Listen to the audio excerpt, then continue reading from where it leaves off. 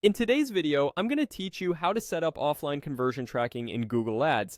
If you capture leads in a CRM, close deals over the phone, or measure sales that happen outside your website, offline conversion tracking lets you bring those outcomes back into Google Ads so your bidding and reporting reflect real revenue, not just form fills.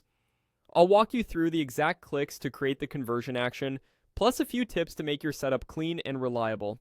Start by signing in to your Google Ads account. From the main dashboard, open the Tools menu at the top and choose Conversions.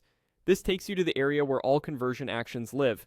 If you ever get lost, remember you can always come back to this Conversions workspace to review and manage everything.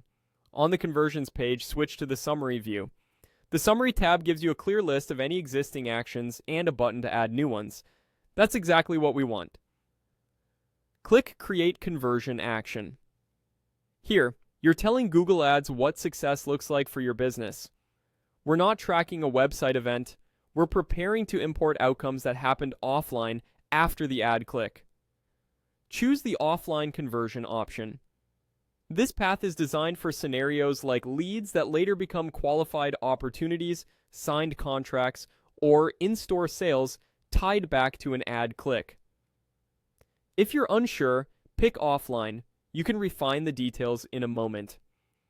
Next, edit the data source. This is where you indicate how Google Ads will receive the offline events, such as through a secure file upload or an automated connection from your CRM. You're not uploading anything right now.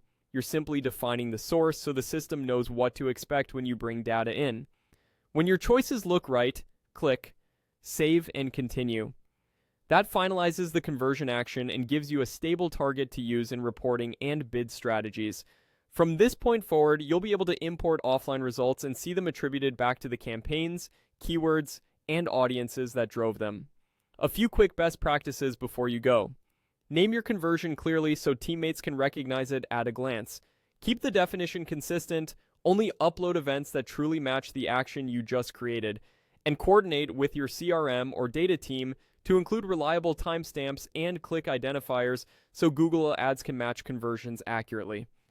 That's it. You've created the foundation for offline conversion tracking in Google Ads. Follow these steps, keep your naming tidy, and you'll turn your campaigns into a system that optimizes for real business outcomes. Thanks for watching.